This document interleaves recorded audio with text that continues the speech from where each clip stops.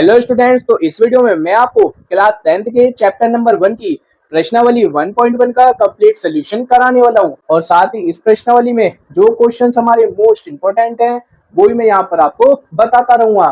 दो चार इसमें फॉर्मूले हैं, वो ही मैं आपको हाथों हाथ बता दूंगा, क्योंकि फॉर्मूले के बिना आप क्वेश्चंस को नहीं कर पाएंगे, चाहे वो कोई सी भी प्रश्नावली के क्वेश्चंस हो। अगर आपको फॉर्मूले ही नहीं पता होंगे तो आप क्वेश्चंस को नहीं कर पाओगे, इसलिए आप फॉर्मूलों को स्टार्टिंग से ही नोट करते हुए चलना।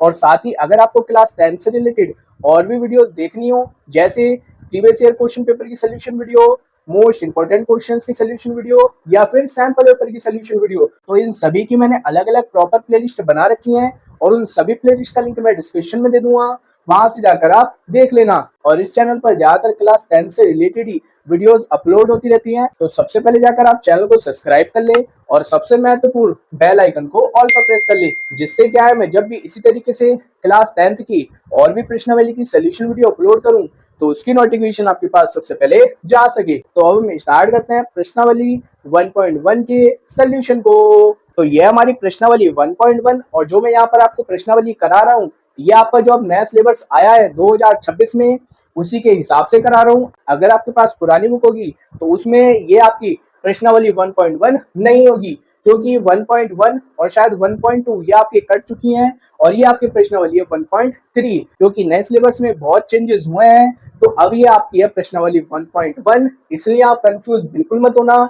जो आपका नया सिलेबस है उसी के हिसाब से यहाँ पर मैं आपको प्रश्नावली के सोल्यूशन करा रहा हूँ। तो इस प्रश्नावली में आपके टोटल 7 क्वेश्चन हैं, तो एक एक कर मैं आपको सातों क्वेश्चन के सोल्यूशन डिटेल में करा दूंगा। और यहाँ से आप वीडियो को स्किप मत करना, वीडियो को ध्यान से देखना। अगर आप वीडियो को स्किप कर देंगे तो आपको पूरा क्वेश्चन समझ में नहीं आएगा और कहीं ना कहीं पर आप गलती भी कर देंगे। इसमें एक ही फॉर्मूला है जो आपको यहाँ पर ध्यान रखना है, और वो हमें क्वेश्चन में भी दे रखा है कि दो संख्याओं का गुणनफल बराबर होता है HCF इंटू LCM। और इस फॉर्मूले को आप साइड में कहीं पर नोट भी कर लेना, क्योंकि लास्ट में आपको फॉर्मूलों का रिवीजन करना पड़ता है, फिर आप फॉर्मूले ढूंढते हैं। जो स्टूडेंट मेरी वीडियो देख रहे हो वो जो भी फॉर्मूला मैं आपको बताऊं उसको आप हाथों हाथ नोट करते रहना अलग से।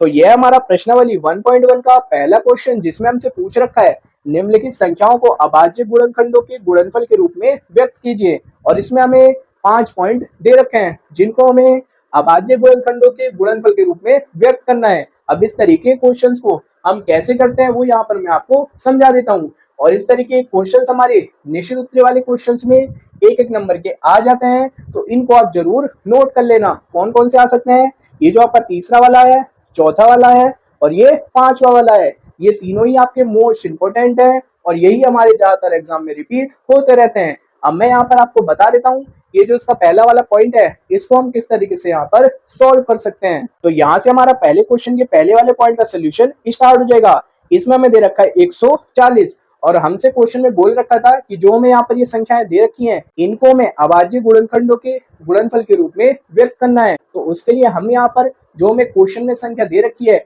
उसके गुणनखंड कर लेंगे, और गुणनखंड करना आपसे आता ही होगा। मैंने यहाँ पर कर भी रखे हैं, आप यहाँ से देख सकते हैं। तो हम यहाँ पर 140 के गुणनखंड कर लेंगे। सबसे पहले यहाँ पर हम जो भी हमें संख्या दे रखी होगी उसको हम पहले सबसे छोटी संख्या से डिवाइड करेंगे। अगर छोटी संख्या से विभाजित नहीं होगा उसके बाद में हम बड़ी संख्या पर जाएंगे। पहले 2 से देखेंगे, नहीं कटेगा 3 पर जाएंगे, नहीं कटेगा 4 पर जाएंगे, ऐसे ही 4 से भी नहीं कटेगा 5 पर जाएंगे, ऐसे ही आगे तक करते रहेंगे। ऐसा नहीं कि डायरेक्टली हम बड़ी संख्या से काट दें, ऐसा हमें नहीं करना है। जैसे यहाँ पर 140 है, पहले हम इसको 2 से देखेंगे कि 2 से कटेगा या नहीं कटेगा। तो ये 2 से कट जाएगा हमारा 70 बार, 2 सत्ते 14 हो जाएगा और 0 का 0 आ जाएगा। ऐसे ही फिर जो हमारे पास नई संख्या आई होगी उसको भी हम पहले छोटी संख्या से ही डिवाइड करेंगे, डायरेक्ट बड़ी संख्या पर नहीं जाएंगे। अगर आप डायरेक्ट बड़ी संख्या से काट दोगे तो कहीं ना कहीं आपका आंसर गलत आ जाएगा, इसके चांसेस ज्यादा रहेंगे। फिर हम 2 से काटेंगे 70 को, वो हमारा कट जाएगा 35 बार, 2 क्या हो जाएगा हमारा 6, एक बचेगा, एक चला जाएगा हमारा 0 के साथ में तो हो जाएगा 10। तो यहाँ पर आ जाएगा हमारे पास 2 पंजे 10। अब यहाँ पर आ चुका है हमारे पास 35। अब 35 को फिर हम 2 से देखेंगे, फिर ऐसे ही हम यहाँ पर 35 को देखेंगे कि ये हमारा 2 से कट सकता है या नहीं कट सकता। तो 2 से भी नहीं कटेगा हमारा 35, 3 से भी नहीं कटेगा, 4 से भी नहीं कटेगा, फिर ये हमारा कटेगा 5 से, 5 सत्ते हो जाएगा हमारा 35। और 7 हमारा 7 के पहाड़े में आता है, तो 7 से फिर हम इसको काट देंगे एक बार, तो ये हमारे 140 के अभाज्य गुणनखंड हो जाएंगे। अब ये जो हमारे अभाज्य गुणनखंड आए हैं, इन सभी को हमें किस रूप में लिखना है? गुणनफल के रूप में, जो कि मैंने यहाँ पर लिख भी रखा है। इन्हें हम टुकड़ों के रूप में लिख देंगे कि 2 गुणा 2 गुणा 5 गुणा 7, और जो हमारा 2 बार रिपीट हुआ हो या फिर 3 बार या फिर 4 बार, उसको हम एक जगह पर लिख देंगे कि 2 का होल स्क्वायर। अगर ये 3 बार रिपीट होता तो हम यहाँ पर लिख देते 2 की होल क्यूब। जितनी बार रिपीट होगा उतनी बार हम उसको एक जगह पर ही लिख देंगे, गुणा 5 गुणा 7। तो ये हमारे 140 के अभाज्य गुणनखंड के गुणनफल के रूप में यहाँ पर हमने व्यक्त कर दिया 140 को। तो इन क्वेश्चंस को हमें इस तरीके से सॉल्व करना, और इस तरीके के क्वेश्चंस हमारे बहुत आसान होते हैं, जो कि आपको यहाँ पर दिख भी रहा होगा। अब इसी तरीके से जो इसके बाकी बचे हुए क्वेश्चंस हैं, वो भी मैं यहाँ पर आपको जल्दी जल्दी समझा देता हूँ।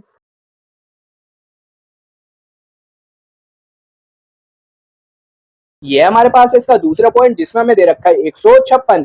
तो पहले हम यहाँ पर 156 के अभाज्य गुणनखंड कर लेंगे, जो कि आपको यहाँ पर दिख भी रहे होंगे। पहले हम यहाँ पर 156 को 2 से काट देंगे, 2 सत्ते हो जाएगा, यहाँ पर 14, 1 बचेगा तो वो हमारा 6 के साथ में आ जाएगा। वहां पर हो जाएगा हमारे पास 16, तो हो जाएगा यहाँ पर 2 अट्ठे 16, तो यहाँ पर आ जाएगा हमारे पास 78। अब 78 को हम यहाँ पर 2 से डिवाइड कर देंगे, 2 दिया हो जाएगा हमारे पास 6, 1 बचेगा तो वो चला जाएगा हमारे पास 8 के साथ में, तो यहाँ हो जाएगा 2 नम 18। अब ऐसे ही यहाँ पर आ जाएगा हमारे पास 39, 39 को देखेंगे हम 2 से काटेंगे, 2 से नहीं कटेगा। अब ये हमारा कटेगा 3 से, 3 एकम 3 हो जाएगा और 3 तिया 9 हो जाएगा, तो यहाँ पर हमारे पास आ जाएगा 13।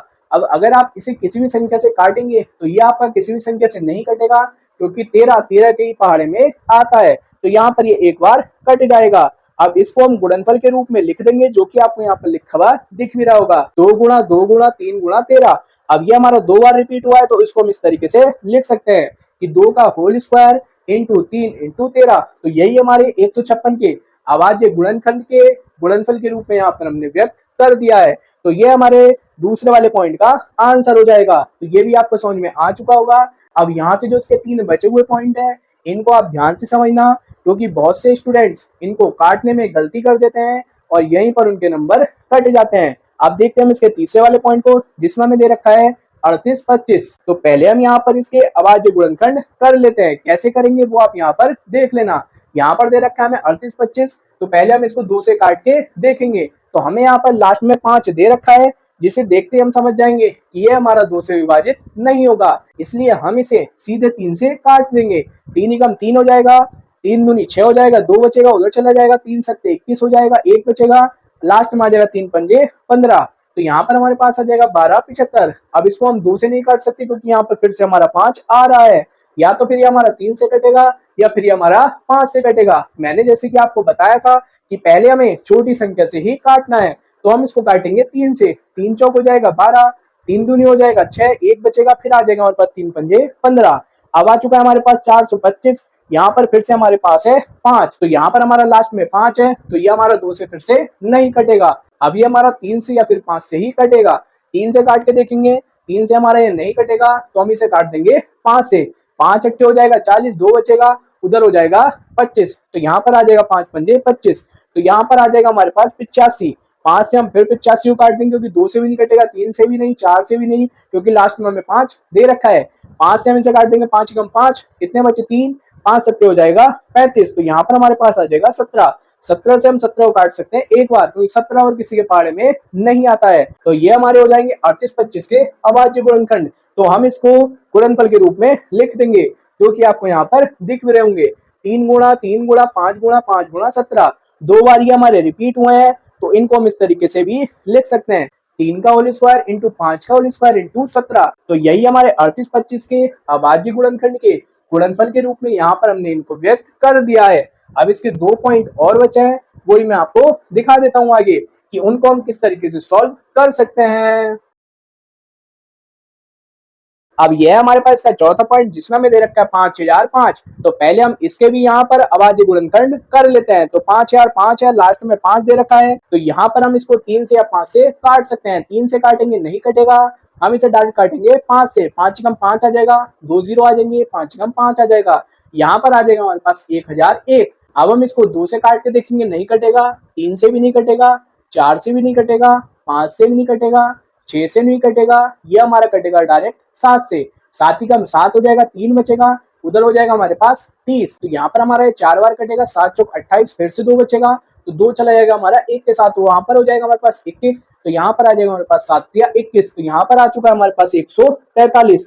और ये हमारी संख्या 11 से ही कटेगी, इसके अलावा किसी भी संख्या से नहीं कटेगी। तो 11 से हम यहाँ पर 143 को काट देंगे 13 बार, 13 13 के ही पारे में आता है, तो ये हमारा कट जाएगा 1 बार। तो इनको हम यहाँ पर इस तरीके से भी लिख सकते हैं, 5 गुणा 7 गुणा 11 गुणा 13। तो ये हमारे 5005 के अभाज्य गुणनखंड के गुणनफल के रूप में यहाँ पर हमने इनको लिख दिया है, जैसे कि हमसे क्वेश्चन में बोला था। और ये तीन ही क्वेश्चंस मेन है, इंपॉर्टेंट है, ज्यादातर यही हमारे एग्जाम में आते रहते हैं 1 नंबर में, तो ये क्वेश्चन आपको करने आने चाहिए। और जो इसका ये 5वां वाला क्वेश्चन है, ये हमारा मोस्ट इंपॉर्टेंट है, इसको तो आप जरूरी तैयार कर लेना। कैसे करेंगे वो यहाँ पर मैं आपको समझा देता हूँ।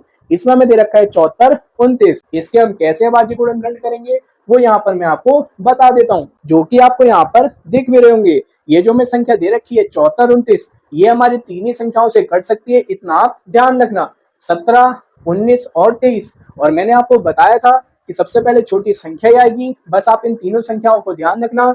और ये भी ध्यान रखना कि पहले हमें छोटी संख्या से ही काटना है, पहले आप इसको 17 से काटना, फिर 19 से काटना, फिर 23 से काटना। जब आप 74 29 को 17 से काटोगे तो यहाँ पर आ जाएगा हमारे पास 437, 437 को जब 19 से काटोगे तो यहाँ पर आ जाएगा 23, और 23 हमारा 23 के पहाड़े में आता है, तो यहाँ पर आ जाएगा हमारा 1। तो ये हमारे जो यहाँ पर आपको लिखे हुए दिख रहे होंगे 17 इंटू 19 इंटू 23, तो ये हमारे 74 29 के अभाज्य गुणनखंड के गुणनफल के रूप में यहाँ पर हमने इसको लिख दिया है। तो यही हमारे इस क्वेश्चन का आंसर हो जाएगा। बस इतना ही हमें यहाँ पर करना है पहले क्वेश्चन में, जो कि मैं यहाँ पर आपको करवा भी चुका हूँ। और उम्मीद करता हूँ ये पहला क्वेश्चन आपके समझ में आ चुका होगा, बिल्कुल भी आपको रटने की जरूरत नहीं पड़ी होगी। अब जो इसका दूसरा वाला क्वेश्चन है, अब देखते हैं हम उस क्वेश्चन को।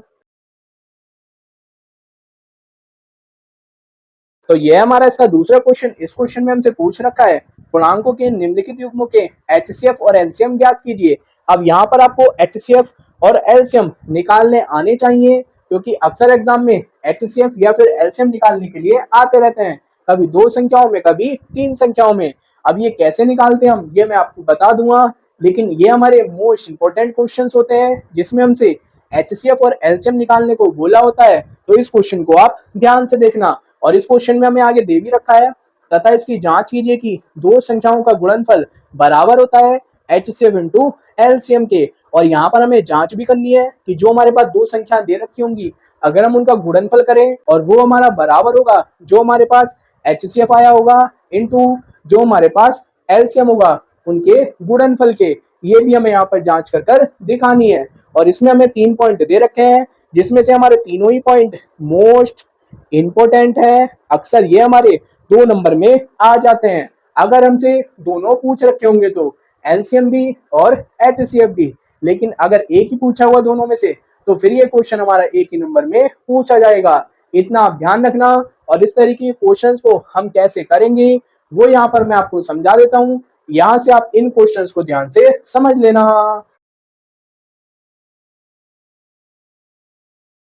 तो यहाँ से हमारा दूसरे क्वेश्चन के पहले पॉइंट का सोल्यूशन स्टार्ट हो जाएगा। पहले पॉइंट में हमें यहाँ पर 26 और 91 2 संख्याएं दे रखी हैं, जिनका हमें यहाँ पर एचसीएफ और एलसीएम निकालना है, और साथ में हमें यहाँ पर जांच भी करनी है।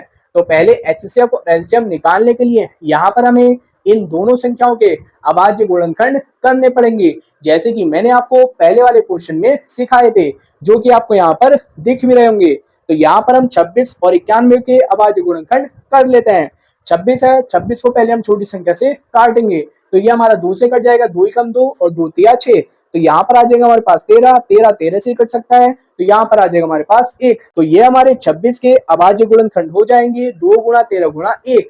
अब हम यहाँ पर 1 क्यों लिख रहे हैं वो मैं आपको अभी समझा दूंगा। पहले हम यहाँ पर 91 के भी अभाज्य गुणनखंड कर लेते हैं। 91 हमारा, अगर आप 2 से लेकर 6 तक किसी भी संख्या से काटोगे तो ये हमारा नहीं कटेगा। जहां पर भी हमें लास्ट में 1 दे रखा हो वो संख्या हमारी ज्यादातर 7 से ही विभाजित होती हैं। जैसे हम 7 से 91 को काटेंगे तो ये कटेगा हमारा 13 बार, और 13 हमारा 13 के पहाड़े में ही आता है, तो यहाँ पर भी आ जाएगा हमारे पास 1। तो 91 के अभाज्य गुणनखंड यहाँ पर हो जाएंगे हमारे पास 7 गुणा 13 गुणा 1। अब हम यहाँ पर एक इसलिए लिख रहे हैं क्योंकि पहले तो हमने नहीं लिखा था, हमने एक यहाँ पर हम इसलिए लिख रहे हैं क्योंकि यहाँ पर हमें HCF और LCM निकालना है। अब आप यहाँ पर पूछोगे सर पहले तो नहीं लिखे थे, अब क्यों लिख रहे हो? तो पहले यहाँ पर मैं आपको ये बता देता हूँ कि HCF और LCM हमारे होते क्या है। जो भी हमें दो संख्याएं दे रखी होती हैं उनमें जो भी हमारी कॉमन संख्याएं होती हैं वो होता है हमारा HCF, और LCM क्या होता है हमारा, जो भी हमारे पास HCF आया हो और जितनी भी हमारे पास सारी संख्याएं बचेंगी उनके आपस में गुणा कर देंगे, वही हो जाएगा हमारा LCM। तो पहले यहाँ पर मैं आपको पहले वाले क्वेश्चन का HCF और LCM निकाल करके दिखा देता हूँ। जैसे हमें HCF निकालना है तो HCF का मतलब क्या हो गया कि जो भी हमें दो संख्याएं दे रखी होंगी उनमें जो भी हमारी कॉमन संख्याएं होंगी दोनों संख्याओं में, वही हमारा क्या होगा, HCF होगा। तो दोनों संख्याओं में हमारा क्या कॉमन आ रहा है, 13 गुणा 1, तो यही हमारा क्या हो जाएगा, HCF। इनके हम आपस में गुणा कर देंगे, कितना आ जाएगा हमारे पास 13, तो 13 हमारा इन दोनों संख्याओं का क्या हो जाएगा, HCF। इस तरीके से हम यहाँ पर HCF निकालते हैं। अब मैं यहाँ पर आपको बता देता हूँ कि LCM कैसे निकालेंगे। हम जो भी हमारे पास HCF आया हो पहले तो उसको लिख देंगे इनटू में HCF में लेने के बाद में अब उन सभी संख्याओं को हम यहाँ पर लिख देंगे। मैं यहाँ पर आपको बता देता हूँ कि कैसे करेंगे हम इसको। जैसे कि हमने यहाँ पर 26 के अभाज्य गुणनखंड करे थे तो यहाँ पर हमारा क्या बचा है 2, तो यहाँ पर लिख देंगे 2, और ऐसे देखेंगे 91 में क्या बचा है हमारा 7, तो लिख देंगे हम यहाँ पर 7। अब इन सभी की आपस में गुणा कर देंगे, तो अब यहाँ पर हम इन सभी के आपस में गुणा कर देंगे, गुणा कर जो भी हमारा आंसर आएगा वो हमारा इन दोनों संख्याओं का एलसीएम होगा। 13 की 1 से करेंगे 13 ही आएगा, 13 की हम 2 से करेंगे 13 दूनी 26 हो जाएगा, और 26 सत्ते हो जाएगा हमारा 182। तो यही हमारा इन दोनों संख्याओं का हो जाएगा एलसीएम, जो कि हमसे क्वेश्चन में निकालने के लिए बोल रखा था। अब आपको समझ में आ गया होगा कि एलसीएम कैसे निकालेंगे और एचसीएफ कैसे निकालेंगे। एक बार और मैं यहाँ पर आपको समझा देता हूँ। HCF जो भी हमारा दोनों संख्याओं में कॉमन होगा वो हो जाएगा हमारा HCF। LCM पहले हम यहाँ पर HCF को ले लेंगे, उसके बाद जो भी हमारा दोनों संख्याओं में बची होंगी संख्याएं उनको हम LCM में लिख देंगे। इसी तरीके से हम यहाँ पर LCM भी निकाल लेंगे। तो जो हमसे क्वेश्चन के पहले वाले पार्ट में बोल रखा था कि पहले हमें HCF निकालना है फिर LCM, वो हम यहाँ पर निकाल चुके हैं। अब यहाँ पर हमें इनकी जांच करनी है। कैसे जांच करते हैं वो यहाँ पर मैं आपको समझा देता हूँ। यहाँ पर आप पहले लिख देंगे जांच में हमें दे रखा था, ये आपको ध्यान होगा कि दो संख्याओं का गुणनफल बराबर होता है HCF इंटू LCM के। तो दो संख्याओं का गुणनफल का मतलब हो जाएगा जो दो संख्याएं हमें क्वेश्चन में दे रखी हैं उनके हम आपस में गुणा कर देंगे। 26 गुणा 91, अगर हम यहाँ पर 26 और 91 गुणा करेंगे तो यहाँ पर हमारे पास आ जाएगा 2366। इसी तरीके से जो हमारा HCF आया होगा और जो हमारा LCM आया होगा उनके हम आपस में गुणा कर देंगे। HCF आया था हमारे पास 13 और LCM आया था हमारे पास 182। इनके आपस में आप मल्टीप्लाई करके देख लेना, यहाँ पर भी आपका आ जाएगा 2366, यानी कि दोनों हमारे बराबर आ रहे हैं। दो संख्याओं का गुणनफल भी और HCF की LCM से गुणा भी।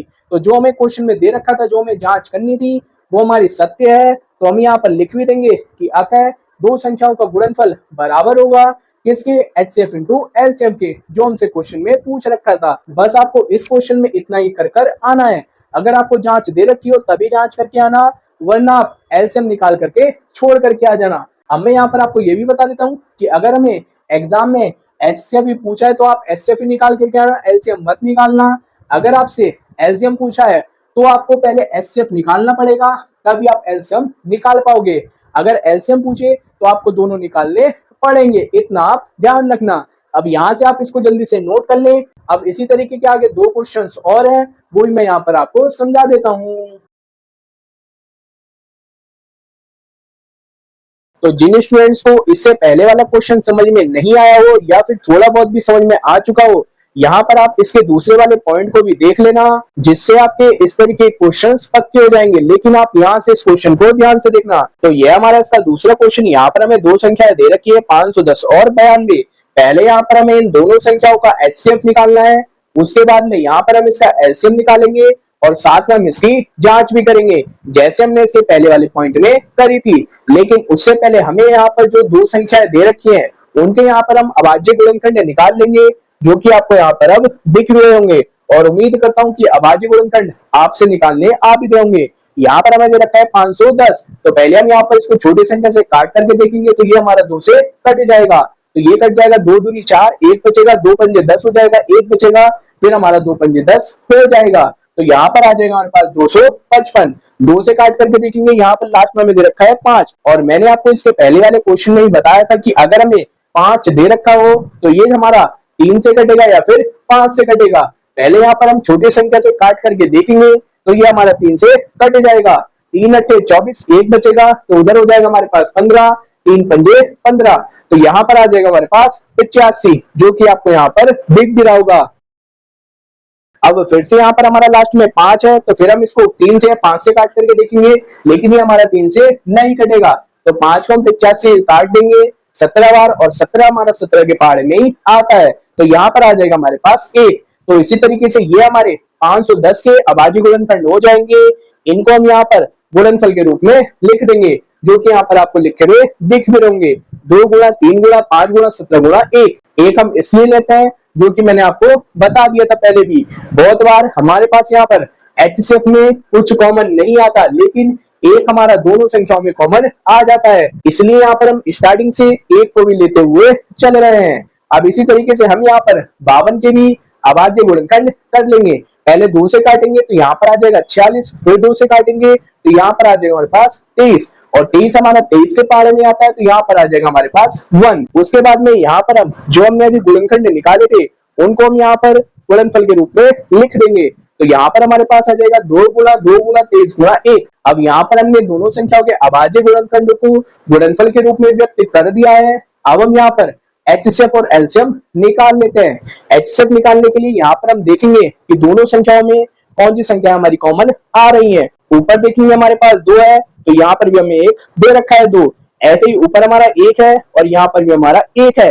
इन दोनों संख्याओं के अलावा और कोई भी संख्या हमारी कॉमन नहीं आ रही है, तो यहाँ पर हम लिख देंगे कि 2 गुणा 1। 2 से हम 1 की गुणा करेंगे तो एचसीएफ कितना हो जाएगा हमारे पास 2। इसी तरीके से हम यहाँ पर एलसीएम भी निकाल लेंगे।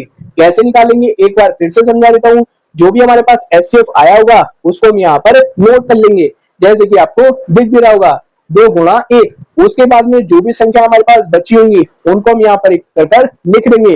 जैसे कि यहाँ पर आप देख सकते हैं, यहाँ पर हमारे पास पहली संख्या में 3 संख्याएं बची हैं, तो यहाँ पर आ जाएगा 3 गुणा 5 गुणा 17, जो कि आप यहाँ पर देख भी सकते हैं।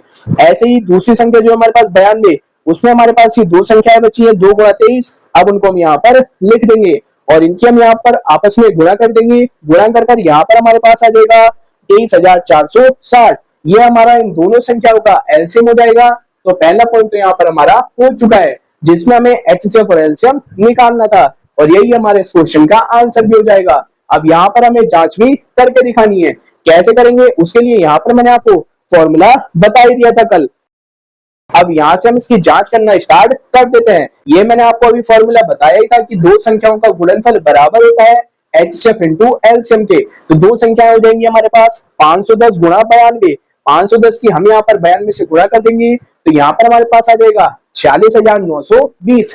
इसी तरीके से जो हमारे पास एचसीएफ और एलसीएम आए होंगे उनके आपस में गुणा कर देंगे। तो एचसीएफ है हमारे पास 2 और एलसीएम है हमारे पास 23,460।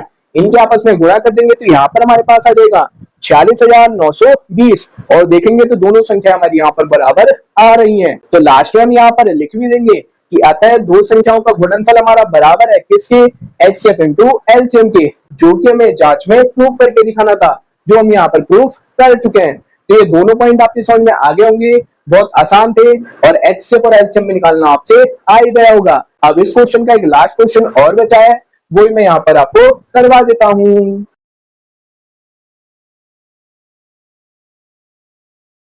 तो यह हमारा इसका तीसरा वाला क्वेश्चन, जिसमें हमें दो संख्याएं दे रखी है 336 और 54, और बहुत सी बुक्स में यहाँ पर 54 की जगह 52 दे रखा होगा। 52 हमारा गलत है, यहाँ पर हमारा 54 होगा। अगर आप 52 रखकर करोगे तो आपका आंसर नहीं आएगा। तो यहाँ पर 54 है। अगर आपकी बुक में मिस्टेक है तो यहाँ से आप उसको ठीक कर लेना। अब सबसे पहले यहाँ पर हम इन दोनों संख्याओं का अभाज्य गुणनखंड निकाल लेते हैं, जो कि आपको यहाँ पर दिख भी रहा होगा। पहले हम यहाँ पर 336 का कर लेंगे, 2 से काटेंगे तो यहाँ पर हमारा कट जाएगा 2 से, यहाँ पर आ जाएगा हमारे पास 168। 168 हमारा 2 से कट जाएगा 84 बार, 2 से 84 काट देंगे हम यहाँ पर 42 बार, 2 से हम 42 को काट देंगे 21 बार। अब 21 हमारा 2 से नहीं कटेगा, फिर जाएंगे हम यहाँ पर 3 पर, 3 से हम यहाँ पर 21 को काट देंगे 7 बार, और 7 हमारा 7 के पहाड़ में ही आता है, तो यहाँ पर आ जाएगा हमारे पास 1। तो ये हमारे 336 के अभाज्य गुणनखंड आ जाएंगे, जो कि आपको यहाँ पर लिखते हुए दिख भी रहे होंगे। 2 गुणा 2 गुणा 2 गुणा 2 गुणा 3 गुणा 7 गुणा 1। अब इसी तरीके से हम यहाँ पर 54 के भी अभाज्य गुणनखंडों को निकाल लेते हैं। 54 हमारा 2 से कट जाएगा 27 बार, 2 के पहाड़े में अब 27 नहीं आता है तो इसको काट देंगे हम 3 से, 3 नम हो जाएगा 27, फिर 9 आया, 9 को भी हम 3 से काट देंगे, 3 तिया 9, 3 के पहाड़े में 3 आता है तो यहाँ पर आ जाएगा हमारे पास 1। तो ये हमारे 54 के अभाज्य गुणनखंड हो जाएंगे, 2 गुणा 3 गुणा 3 गुणा 3 गुणा 1। तो ये हमारे पास दोनों संख्याओं के अभाज्य गुणनखंड आ चुके हैं। अब हम यहाँ पर जल्दी से एचसीएफ और एलसीएम निकाल लेते हैं। हम यहाँ पर देखेंगे दोनों में तो हमारा क्या क्या कॉमन आ रहा है, यहाँ पर मैं आपको दिखा देता हूँ। ऊपर यहाँ पर हमारा 2 है, नीचे भी 2 कॉमन आ रहा है, नीचे हमारा क्या है 3 है तो ऊपर भी हमारा 3 आ रहा है, यहाँ पर हमारे पास 1 है तो यहाँ पर भी हमारे पास 1 आ रहा है। तो एचसीएफ हम लिख देंगे कि 2 गुणा 3 गुणा 1, इनके आपस में गुणा कर देंगे तो एचसीएफ हमारा आ जाएगा यहाँ पर 6। बहुत आसान था, आसानी से आपके समझ में आ गया होगा। इसके बाद में हम यहाँ पर एलसीएम कैसे निकालेंगे ये मैं आपको बता देता हूँ। जो हमारा पहले एचसीएफ आया हो उसको आप यहाँ पर लिख लेना, उसके बाद में जो भी हमारे पास संख्याएं बचेंगी उनको हम यहाँ पर लिखते रहेंगे। जैसे यहाँ पर हमारे पास 3 बार 2 बचा है उसको लिख देंगे, 1 बार 7 बचा है उसको लिख देंगे, और यहाँ पर हमारा 3 2 बार बचा है उसको भी हम यहाँ पर लिख देंगे, और इन सबके आपस में गुणा कर देंगे। तो गुणा कर यहाँ पर हमारे पास आ जाएगा 3024। तो ये हमारा इन दोनों संख्याओं का क्या हो जाएगा, एलसीएम। अब यहाँ पर हमारे पास एचसीएफ भी आ चुका है और एलसीएम भी आ चुका है। अब यहाँ पर हम इनकी जांच किस तरीके से करते हैं वो यहाँ पर मैं आपको समझा देता हूँ। तो यहाँ से हमारी जांच स्टार्ट हो जाएगी और जैसे अभी तक करते हुए आ रहे थे वैसे हम यहाँ पर जांच कर देंगे। पहले हम यहाँ पर फॉर्मूला लिख देंगे कि दो संख्याओं का गुणनफल बराबर होगा एचसीएफ इंटू एलसीएम के।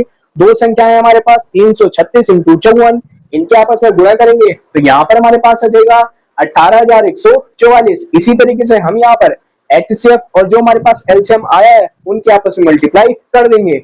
एचसीएफ हमारे पास 6 और एलसीएम हमारे पास 3024, इनके आपस में मल्टीप्लाई करेंगे तो यहाँ पर हमारे पास आ जाएगा 18,144। दोनों संख्या हमारी कैसी आई है, बराबर आई है। तो हम यहाँ पर कह सकते हैं कि अतः दो संख्याओं का गुणनफल हमारा बराबर है एचसीएफ इंटू एलसीएम के, और यही हमें जांच में प्रूफ करके दिखाना था। तो ये भी हमारा क्वेश्चन हो चुका है। तो ये तीनों क्वेश्चन आपको समझ में आ गए होंगे जिसमें हमें एचसीएफ और एलसीएम निकालना था और साथ में जांच भी करनी थी। तो एचसीएफ और एलसीएम दो संख्याओं में हम किस तरीके से निकालते हैं ये आपको समझ में आ गया होगा। अब आगे हमें क्वेश्चंस में तीन तीन संख्याएं दे रखी होंगी जिनमें हमें एचसीएफ और एलसीएम निकालना होगा, तो उनको हम कैसे करेंगे वो मैं आपको आगे समझा दूंगा। तो अब देखते हैं हम आगे क्वेश्चन नंबर 3 को। तो अब यहाँ से हमारा इसका तीसरा क्वेश्चन स्टार्ट हो जाएगा जिसमें हमसे पूछ रखा है अभाज्य गुणनखंड विधि द्वारा निम्नलिखित पूर्णांकों के हमें यहाँ पर एचसीएफ और एलसीएम ज्ञात करने हैं। और यहाँ पर आप देख सकते हैं यहाँ पर हमें 3 पॉइंट्स दे रखे हैं और जिसमें हमें 3 संख्याएं दे रखी हैं। अब हमें यहाँ पर 3 संख्याओं में एचसीएफ और एलसीएम निकालना है। इससे पहले वाले क्वेश्चन में हमने 2 संख्याओं में एचसीएफ और एलसीएम निकाला था। अब इस तरह के क्वेश्चंस को हम कैसे करेंगे, ये भी क्वेश्चंस हमारे बहुत आसान होते हैं, लेकिन इन क्वेश्चन को हम कैसे करेंगे वो यहाँ पर मैं आपको समझा दूंगा। थोड़ा बहुत ही अंतर है, आप ये समझ ले कि सेम टू सेम जैसे अभी हम 2 वाले क्वेश्चंस करके आए हैं वही हमारे क्वेश्चन है, बस थोड़ा सा चेंज होगा वो मैं आपको आगे समझा दूंगा और आपको ये चेंज भी नहीं लगेगा। तो यहाँ से हम इसके तीसरे वाले क्वेश्चन के पहले वाले पॉइंट का सोल्यूशन स्टार्ट करते हैं जिसमें हमें यहाँ पर 3 संख्याएं दे रखी है 12, 15, 21। सबसे पहले हम यहाँ पर इनके अभाज्य गुणनखंड कर लेते हैं जो कि आपको यहाँ पर दिख रहे होंगे। 12 को हम यहाँ पर पहले 2 से काट देंगे, 2 छंग 12। 6 को हम फिर से 2 से काट देंगे, 2 तिया 6, और 3 हमारा 3 के पहाड़े में आता है तो यहाँ पर आ जाएगा हमारे पास 1। तो ये हमारे पास 12 के अभाज्य गुणनखंड आ चुके हैं जिनको हम इस तरीके से लिख देंगे 2 गुणा 2 गुणा 3 गुणा 1। अब हम यहाँ पर जो में संख्या दे रखी है अगली 15, उसके भी अभाज्य गुणनखंड निकाल लेते हैं इसी तरीके से। 3 से काट देंगे 15 को 5 बार, और 5 हमारा 5 के टेबल में आता है। अब ये हमारे 15 के अभाज्य गुणनखंड आ चुके हैं, उनको हम यहाँ पर लिख लेंगे 3 गुणा 5 गुणा 1। इसी तरीके से हम यहाँ पर 21 के भी अभाज्य गुणनखंड निकाल लेंगे। तो 21 को काट देंगे हम यहाँ पर 3 से, 3 सत्ते 21 हो जाएगा, और 7 हमारा 7 के पहाड़े में आता है तो यहाँ पर आ जाएगा हमारे पास 1। तो ये हमारे 21 के अभाज्य गुणनखंड हो जाएंगे 3 गुणा 7 गुणा 1। अब हम यहाँ पर तीनों संख्याओं के अभाज्य गुणनखंड निकाल चुके हैं। अब हम यहाँ पर इन संख्याओं की एचसीएफ और एलसीएम निकाल लेते हैं।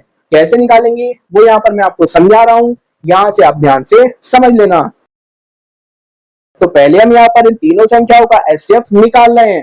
एचसीएफ में मैंने आपको बताया था कि अगर हमें दो संख्या दे रखी है तो दोनों में हम देख लेंगे कौन सी हमारी कॉमन संख्या है, वही हमारा उन संख्याओं का एचसीएफ हो जाएगा। तो वैसे ही वहां पर दो संख्याएं थी, यहाँ पर तीन संख्याएं हैं, तो तीनों संख्याओं में देख लेंगे ऐसी कौन सी संख्या है जो हमारी कॉमन आ रही है। तो यहाँ पर देखेंगे तीन हमारा पहली संख्या में भी है, दूसरी में भी है और तीसरी में भी है। तो यहाँ पर एक तो हमारे पास आ जाएगा तीन और दूसरा हो जाएगा हमारे पास एक, जो कि हमारा तीनों में कॉमन आ रहा है। तो यहाँ पर हमारे पास एचसीएफ आ जाएगा तीन गुणा एक, तीन के हम एक से गुणा कर देंगे तो एचसीएफ आ जाएगा हमारे पास तीन। अब इसी तरीके से हम यहाँ पर एलसीएम भी निकाल लेते हैं। एलसीएम निकालने का पुराना वाला तरीका है, पहले यहाँ पर आ जाएगा हमारे पास एचसीएफ और जो हमारे पास संख्या बची होंगी उनको लिख लेंगे। पहले में हमारे पास बचा है दो गुणा दो, उसको लिख लेंगे। उसके बाद में दूसरी संख्या में दे रखा है पांच, उसको लिख लेंगे।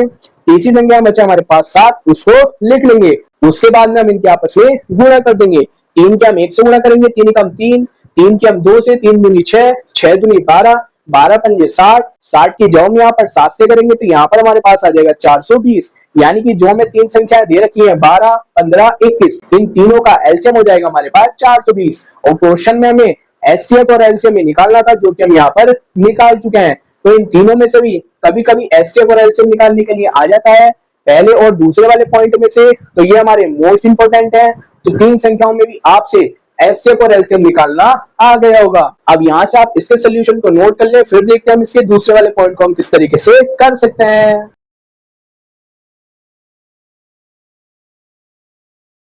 तो यहाँ से हमारा इसके दूसरे वाले पॉइंट का सोल्यूशन स्टार्ट हो जाएगा।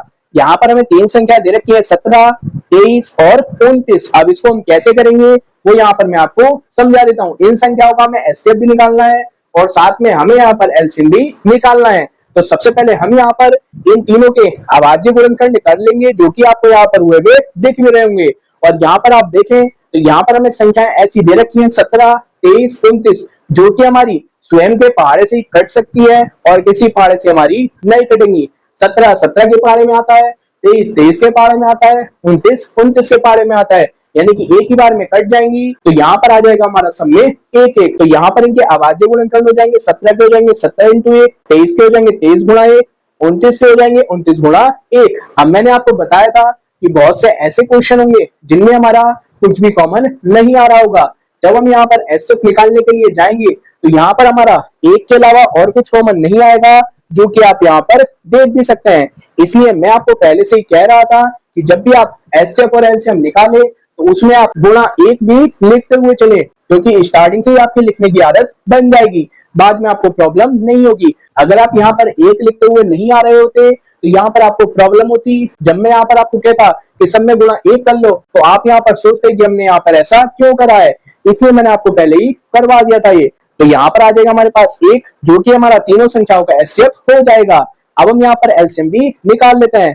पहले जो हमारा एचसीएफ आया उसको लिख लेंगे, उसके बाद में जो भी हमारे पास संख्या बचेंगी उसको लिख लेंगे।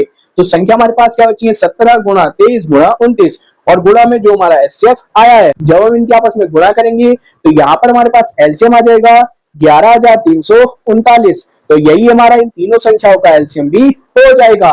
बहुत इजी क्वेश्चन है और यहाँ पर आप एग्जाम में देख लेना कि अगर हमसे एचसीएफ और एलसीएम पूछा हो तो वही निकाल करके आना, जांच मत करके आना, यही तक ही छोड़ देना, ये आप ध्यान रखना, वरना आपका एग्जाम में टाइम भी बर्बाद होगा और आपको नंबर भी नहीं मिलेंगे उसके। अब देखते हैं इसके अगले क्वेश्चन को।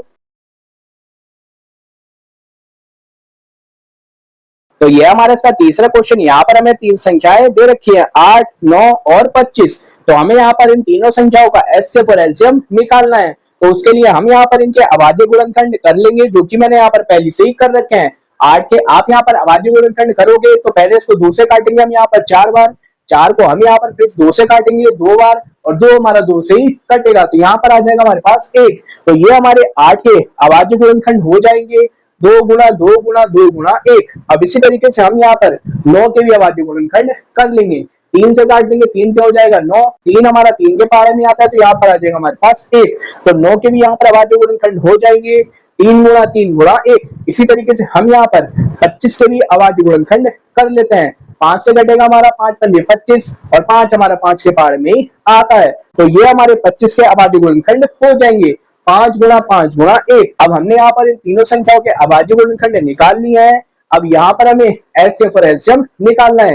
एचसीएफ के लिए यहाँ पर हम देखेंगे कौन सी संख्या हमारी कॉमन आ रही है तीनों संख्याओं में, तो देखेंगे तो एक के अलावा हमारा कुछ भी कॉमन नहीं आ रहा होगा, तो एक हमारा इन तीनों संख्याओं का क्या हो जाएगा, एचसीएफ। इसी तरीके से हम यहाँ पर एलसीएम भी निकाल लेंगे, पहले इनटू में लिख देंगे जो भी हमारा एचसीएफ आया होगा, उसके बाद में जो भी हमारा बचा होगा उसको हम यहाँ पर लिखते हुए चलेंगे। 3 बार 2 बचा है उसको लिख दिया, 2 बार 3 बचा है उसको लिख दिया, 2 बार 5 बचा है उसको लिख दिया। अब इनके हम यहाँ पर आपस में गुणा कर देंगे तो यहाँ पर हमारे पास आ जाएगा 1800, और गुणा भी कोई मुश्किल नहीं है, आसान है, जो कि आपको सामने दिख भी रही होगी। आसान ही क्वेश्चन है हमारे, और कैलकुलेशन भी कोई ज्यादा बड़ी नहीं है, आसान ही क्वेश्चन है और ज्यादा बड़ी कैलकुलेशन भी नहीं है। आपकी समझ में आ गया होगा ये क्वेश्चन। आप देखते हैं हम क्वेश्चन नंबर 4 को।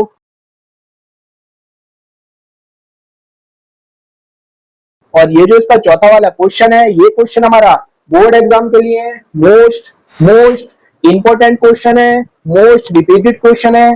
सबसे ज्यादा बार ये क्वेश्चन हमारा एग्जाम में रिपीट होता रहता है इस प्रश्नावली से, जहां पर हमें ये संख्या चेंज कर बार बार दे रखी होती है। जैसे यहाँ पर हमें दे रखा है 306, 657, ऐसे ही संख्या बदल बदल कर अब तक एग्जाम में 5 से 6 बार आ चुका है, और जितनी बार भी रिपीट हुआ है उतनी बार के क्वेश्चन की सोल्यूशन वीडियो मैंने चैनल पर अपलोड कर रखी है। उन वीडियोस का लिंक भी मैं डिस्क्रिप्शन में दे दूंगा, वहां से जाकर आप देख लेना। लेकिन इस तरीके के क्वेश्चंस को हम कैसे करते हैं वो आप यहाँ पर जरूर समझ लेना, क्योंकि ये क्वेश्चन आपका 2026 के एग्जाम में भी जरूर आएगा। आप खुद देख लेना कितना मोस्ट इंपोर्टेंट क्वेश्चन है। और एक छोटा सा फॉर्मूला है जो कि मैंने आपको दूसरे क्वेश्चन में बताया था जब हम क्वेश्चन में जांच कर रहे थे। तो अब मैं आपको बताता हूँ कि इस क्वेश्चन में हमें क्या दे रखा है। तो इस क्वेश्चन में हमसे बोल रखा है कि हमें यहाँ पर दो संख्याओं का एचसीएफ दे रखा है 9, और दो संख्याएं हमारे पास है 306 और 657, और यहाँ पर हमें इन दोनों संख्याओं का ही एलसीएम ज्ञात करना है।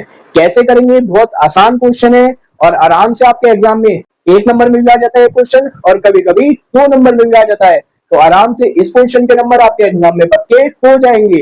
तो यहाँ से इस क्वेश्चन का सोल्यूशन स्टार्ट हो जाएगा। सबसे पहले जो हमें क्वेश्चन में दे रखा है उसको नोट कर लेंगे, और जो हमें ज्ञात करना है उसको भी हम यहाँ पर नोट कर लेंगे।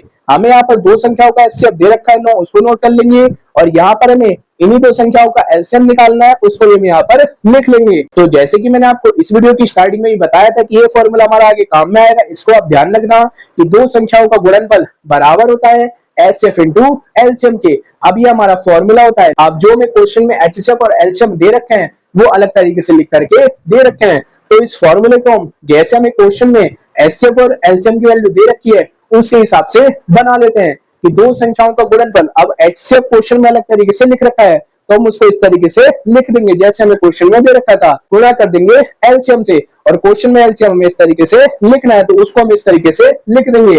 अब इसी से हमारा इस क्वेश्चन का आंसर आ जाएगा। कैसे आएगा वो भी आप यहाँ पर सुन ले। हमें यहाँ पर एलसीएम निकालना है, तो एलसीएम के अलावा जो भी हमारे पास दूसरी साइड में बचा है उसको हम दूसरी साइड में भेज देंगे। तो एलसीएम के अलावा हमारे पास है एचसीएफ, एचसीएफ हमारा गुणा में दूसरी साइड में आएगा तो ये हो जाएगा हमारा भाग में। तो यहाँ पर हमारे पास फॉर्मूला बन जाएगा कि एलसीएम बराबर होगा दो संख्याओं का गुणनफल अपॉन एचसीएफ के। तो ये हमारा फॉर्मूला बन चुका है, दो संख्याओं का गुणनफल। जिन दो संख्याओं का हमें यहाँ पर एलसीएम निकालना है उन दोनों संख्याओं की गुणा कर देंगे, और साथ में यहाँ पर हमें एचसीएफ क्वेश्चन में दे रखा है 9, दोनों की वैल्यू को रखकर कैलकुलेशन कर यहाँ पर हम इन दोनों संख्याओं का एलसीएम निकाल लेते हैं। अब इसको हम कैसे करेंगे वो मैं आपको आगे कर समझा रहा हूं। जैसे मैंने बताया था वैसे यहाँ पर हमारा फॉर्मूला बन चुका है। अब हम यहाँ पर इनकी वैल्यूज को रख देते हैं। यहाँ पर हमें दे रखा है दो संख्याओं का गुणनफल, तो दो संख्या हमारे पास हो जाएंगी 306 इंटू 657, और हमें यहाँ पर इन दोनों संख्याओं का एचसीएफ दे रखा था उसको हम यहाँ पर लिख देंगे 9। अब हम यहाँ पर 9 से 306 को काट देंगे 34 बार, जो कि आपको यहाँ पर दिख रहा होगा, और यहाँ पर इंटू में हमारे पास 657 चल ही रहा है। 34 की और 657 की आपस में गुणा कर देंगे तो यहाँ पर हमारे पास आ जाएगा 22,338। यही हमारा उन दोनों संख्याओं का एलसीएम हो जाएगा। तो इसको हम इस तरीके से भी लिख सकते हैं कि एलसीएम ब्रैकेट में दो संख्याएं जो हमें दे रखी थी 306 और 657, इन दोनों का जो एलसीएम होगा वो कितना हो जाएगा 22,338, और यही हमारे इस क्वेश्चन का आंसर भी हो जाएगा। सिंपल क्वेश्चन था, बस इसमें आपको जो फॉर्मूला मैंने बताया था वो फॉर्मूला आपको पता होना चाहिए। और यहाँ पर हमें दो संख्याएं चेंज कर दे रखी हो सकती हैं, और साथ में जो उनका एचसीएफ है वो भी हमें बदल कर दे रखा हो सकता है। बस यहाँ पर आप क्वेश्चन के पैटर्न को देखें कि इस तरीके के क्वेश्चन को हम किस तरीके से सॉल्व कर सकते हैं। तो ये क्वेश्चन आपको समझ में आ गया होगा और यहाँ से आपने नोट कर भी लिया होगा। अब देखते हैं हम क्वेश्चन नंबर 5 को। अब यह हमारा है क्वेश्चन नंबर 5 और इस क्वेश्चन में हमसे पूछ रखा है जांच कीजिए कि क्या किसी प्राकृतिक संख्या n के लिए संख्या 6 की पावर n अंक जो है वो हमारा 0 पर समाप्त हो सकती है। यहाँ पर हमें ये बताना है। अब ये क्वेश्चन ऐसे आपके समझ में नहीं आया होगा। यहाँ पर मैं आपको बता देता हूँ, हमारे पास एक संख्या है जो कि हमारे पास 6 की पावर n और n जो है वो है यहाँ पर हमारे पास प्राकृतिक संख्याओं के लिए। तो यहाँ पर हम n की जगह पर कुछ भी वैल्यू रख सकते हैं। अब हमें यहाँ पर ये बताना है कि यहाँ पर हम n की जगह कुछ भी नंबर रखेंगे तो जब हम उस नंबर का वर्ग करेंगे, जैसे हमने रखा है यहाँ पर n की जगह पर 2, तो यहाँ पर हमारा क्या हो जाएगा 6 का होल स्क्वायर जो कि होता है हमारा 36। ऐसे ही यहाँ पर हम n की वैल्यू क्या रखें जिससे जो हमें संख्या प्राप्त हो वो हमारी 0 पर समाप्त होनी चाहिए, जैसे 100, 200, ऐसे ही 1000, 60 या फिर 600, मतलब कोई भी संख्या हो लेकिन वो हमारी 0 पर समाप्त होनी चाहिए। हमें बताना है कि ऐसी संख्या कोई हो सकती है या फिर नहीं हो सकती है। तो पहले यहाँ पर मैं आपको बता देता हूँ कि ऐसी कौन सी संख्याएं होती हैं जो हमारी 0 पर समाप्त हो सकती हैं, जैसे 10, 20, 100, 200, 1000 ऐसी संख्याएं होंगी। लेकिन इनमें कॉमन बात ये होगी कि ये हमारी 10 से डिवाइड हो जाएंगी। जितनी भी हमारी संख्याएं होंगी वो सारी की सारी संख्याएं हमारी 10 से कट जाएंगी। या फिर आप ऐसे समझ सकते हैं कि जो भी हमारे पास संख्या होगी जिसके लास्ट में 0 होगा तो उसी संख्या के जब हम अभाज्य गुणनखंड करेंगे तो उनके गुणनखंड में हमारा 2 भी आएगा और 5 भी आएगा, यानी कि वो संख्या हमारी 2 से विभाजित हो जाएगी और 5 से विभाजित हो जाएगी। तो हमें यहाँ पर ये देखना है कि जब हम संख्या 6n के गुणनखंड करेंगे तो उसमें हमारा 2 और 5 आएगा या फिर नहीं आएगा। तो इतना तो आपके समझ में आ गया होगा। अब इसको मैं आपको लिख कर भी समझा देता हूं। तो यहां से हमारा इस क्वेश्चन का सोल्यूशन स्टार्ट हो जाएगा। तो सबसे पहले हम यहाँ पर लिख देंगे यदि कोई संख्या अंक 0 पर समाप्त हो सकती है तो वह 10 से विभाजित होती है, जैसे कि मैंने अभी आपको समझाया था। या इसको हम दूसरे शब्दों में भी लिख सकते हैं कि उस संख्या के जब हम गुणनखंड करेंगे तो उनके गुणनखंड में हमारा 2 और 5 आना चाहिए, यानी कि वो संख्या हमारी 2 से भी और 5 से भी विभाजित हो जाएगी। जैसे कि आप यहाँ पर देख भी सकते हैं हमारे पास एक संख्या 10 है जो हमारी 0 पर समाप्त हो रही है, तो इसके जो अभाज्य गुणनखंड होंगे वो हमारे क्या हो जाएंगे 2 गुणा 5। ये संख्या हमारी 2 से विभाजित हो जाएगी और 5 से विभाजित हो जाएगी। अगर हमें संख्या 6n में भी यही कंडीशन मिल जाती है तो हम कह देंगे कि ये हमारी 0 पर समाप्त हो सकती है। तो हम इसको कैसे लिखेंगे, तो इसके लिए हमें सबसे पहले संख्या 6n के अभाज्य गुणनखंड कर कर देखने पड़ेंगे। कैसे करेंगे वो सब मैं आपको आगे कर कर समझा देता हूं। जैसे कि आपको यहाँ पर लिखा हुआ दिख भी रहा होगा 6n के जो हमारे अभाज्य गुणनखंड हो जाएंगे वो इस तरीके से हो जाएंगे 2 गुणा 3 और दोनों की पावर कितनी हो जाएगी n, और इनको हम इस तरीके से भी लिख सकते हैं कि 2 की पावर n और 3 की पावर n। तो आप यहाँ पर देख सकते हैं कि ये जो हमारे पास संख्या थी 6n, इसके अभाज्य गुणनखंड में 2 तो आ रहा है लेकिन 5 नहीं आ रहा है। तो ये संख्या हमारी 0 पर समाप्त नहीं होगी, क्योंकि मैंने आपको कंडीशन के हिसाब से समझाया था कि उसमें हमारा 2 भी आना चाहिए और 5 भी आना चाहिए। इसमें हमारा 5 नहीं आ रहा है तो इसको हम किस तरीके से लिखेंगे ये भी आप यहाँ से नोट कर ले। तो हम यहाँ पर लिख देंगे कि 6 की पावर n के अभाज्य गुणनखंड में 5 नहीं है, जैसे कि मैंने अभी आपको बताया था, इसलिए जो 6 की पावर n है वो हमारी 5 से विभाजित नहीं होगी। अगर ये हमारी 5 से विभाजित नहीं होगी तो ऐसी कोई भी संख्या नहीं है n के लिए जो कि हमारी 0 पर समाप्त हो सके। तो इसको भी हम आगे अपनी लैंग्वेज में लिख देंगे। और जो भी हमने कैलकुलेशन से प्रूव करा है उसको हम यहाँ पर लिख करके बता देंगे, जो कि आप यहाँ से देख भी सकते हैं कि अंकगणित की आधारभूत प्रमेय से जो हमारे पास 6 की पावर n के अभाज्य गुणनखंड है उनमें 2 और 3 ही आ रहा है, इनके अलावा और कुछ नहीं आ रहा है, जो कि आपको यहाँ पर लिखा हुआ दिख भी रहा होगा। तो लास्ट में हम यहाँ पर लिख देंगे कि अतः किसी भी प्राकृतिक संख्या n के लिए संख्या 6 की पावर n अंक 0 पर समाप्त नहीं हो सकती, जो कि हमसे क्वेश्चन में कह रखा था कि जांच करके हमें बतानी है। हमने यहाँ पर जांच कर ली और यही हमें इस क्वेश्चन में प्रूव भी करना था। तो उम्मीद करता हूँ कि आसान क्वेश्चन था। कभी कभी इस तरीके के क्वेश्चन भी हमारे एग्जाम में आ जाते हैं, तो इसको भी आप एक बार जरूर देख लेना। बहुत आसान क्वेश्चन है, बस यहाँ पर हमें लैंग्वेज लिखनी है और क्वेश्चन को समझना है। अब देखते हैं हम इसके क्वेश्चन नंबर 6 को।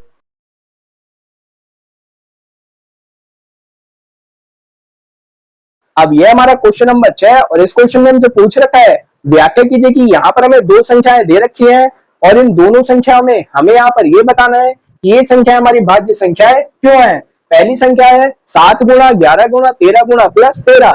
ऐसे ही दूसरी संख्या है 7 गुणा 6 गुणा 5 गुणा 4 गुणा 3 गुणा 2 गुणा 1 गुणा प्लस 5। तो यहाँ पर हमें ये बताना है कि ये दोनों संख्या हमारी भाज्य संख्याएं क्यों होंगी, वो हमें यहाँ पर प्रूफ करके दिखाना होगा। लेकिन उससे पहले यहाँ पर आपको ये पता होना चाहिए कि भाज्य संख्या हमारी क्या होती है। तो यहाँ से हमारा इसका सोल्यूशन स्टार्ट हो जाएगा। सबसे पहले यहाँ पर मैं आपको बता देता हूँ कि भाज्य संख्या हमारी क्या होती है, जिनके दो या दो से अधिक क्या हो, भाजक हो। यानी कि वो संख्या हमारी दो या दो से अधिक संख्याओं से क्या हो सके, विभाजित हो सके। इस बात का ध्यान रखना कि हमारे दो या दो से अधिक भाजक होने चाहिए। अब देखते हैं हम यहाँ पर पहली संख्या को। तो यहाँ पर हमें पहली संख्या दे रखी है 7 गुणा 11 गुणा 13 गुणा प्लस 13।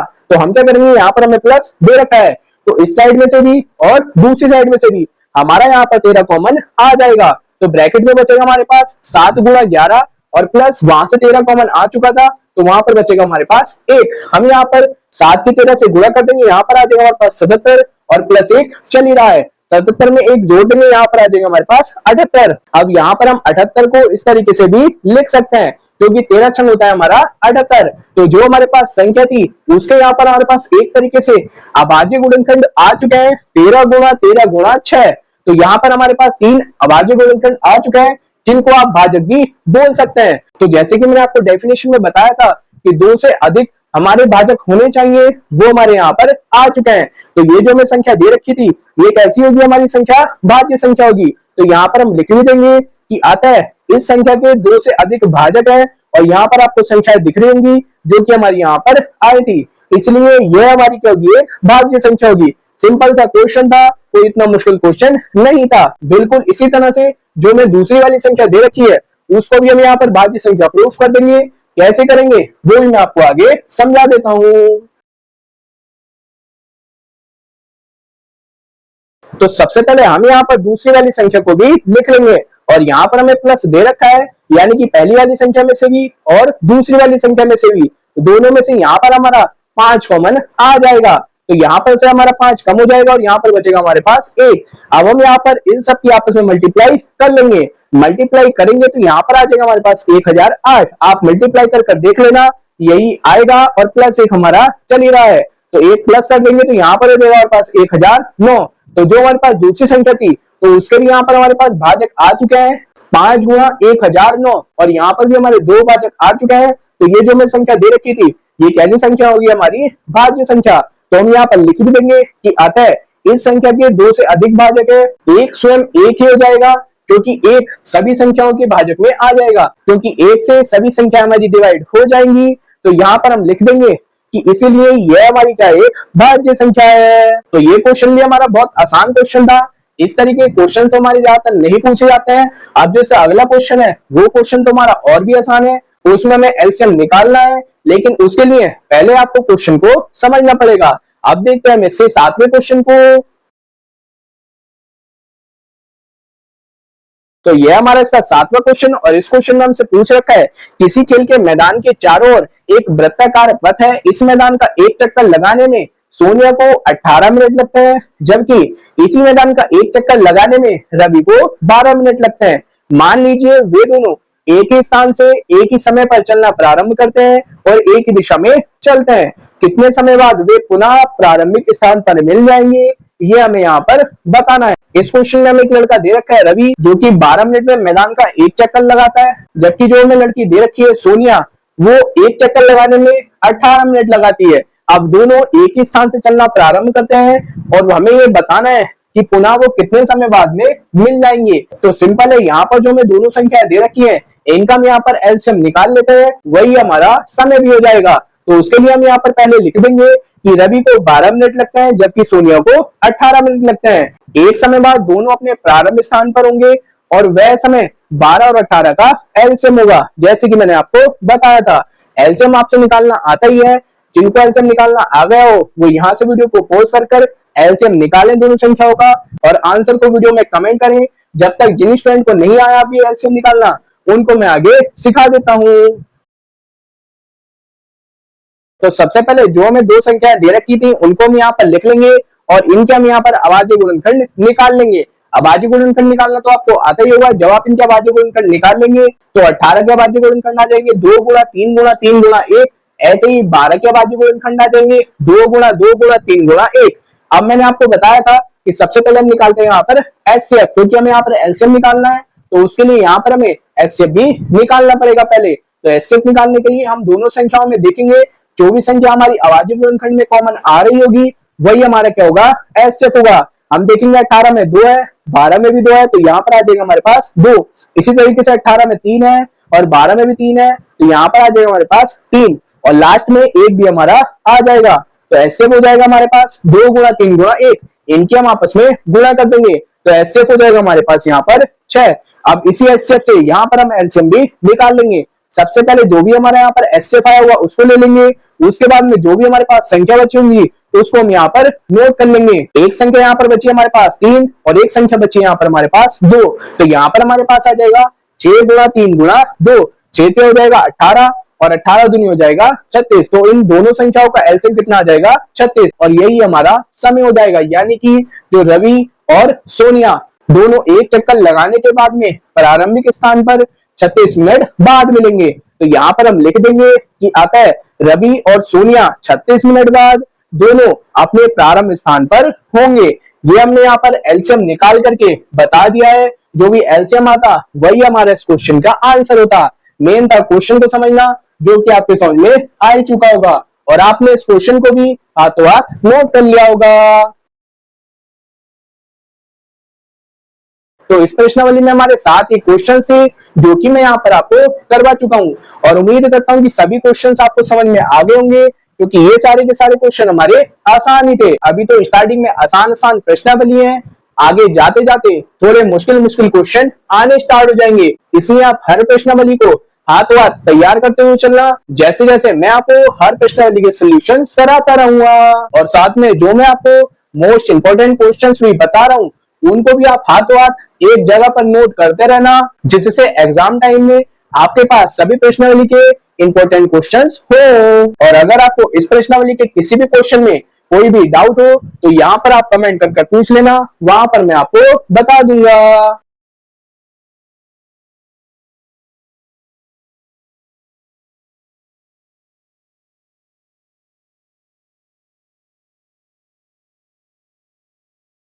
तो ये थी हमारी क्लास 10th वाले स्टूडेंट्स के लिए मैथ की प्रश्नावली 1.1 की सोल्यूशन वीडियो, जो कि यहाँ पर मैं आपको एक एक क्वेश्चन समझा चुका हूँ। और अब इसी तरीके से और भी प्रश्नावली की सोल्यूशन वीडियो आती रहेंगी, जो अब आपका नया सिलेबस आया है 2026 के हिसाब से। इसलिए आप यहाँ से अपनी बुक में निशान लगाते हुए चलना कि कौन से क्वेश्चन कर चुके हैं आपके और कौन सी प्रश्नावली, जिससे आपको लास्ट में बिल्कुल भी कंफ्यूजन ना हो। और साथ ही अगर आपको क्लास 10 से रिलेटेड कोई भी वीडियो चाहिए हो तो चैनल पर सभी वीडियो मैंने अपलोड कर रखी है, चैनल पर जाकर प्लेलिस्ट में देख लेना। और अगर आपको किसी और टॉपिक पर भी वीडियो चाहिए हो तो आप इस वीडियो में कमेंट कर देना, उस टॉपिक के ऊपर मैं जल्द से जल्द वीडियो लेकर के आ जाऊंगा। और अगर आप हमारे चैनल पर नए हो तो सबसे पहले जाकर आप चैनल को सब्सक्राइब कर लें और सबसे महत्वपूर्ण बेल आइकन को ऑल पर प्रेस कर लें, जिससे क्या है मैं जब भी इसी तरीके से और भी प्रश्नावली की सोल्यूशन वीडियो या फिर इंपॉर्टेंट क्वेश्चंस पर वीडियो अपलोड करूं तो उसकी नोटिफिकेशन आपके पास सबसे पहले जा सके। तो मिलते हैं फिर हम नेक्स्ट वीडियो में। तब तक आप इस वीडियो को लाइक करें, कमेंट करें, कमेंट कर हमें जरूर बताएं कि ये वीडियो आपके एग्जाम के लिए हेल्पफुल थी या नहीं थी। और इस वीडियो को अपने दोस्तों के साथ शेयर करना बिल्कुल ना भूलें और नेक्स्ट वीडियो का वेट करें।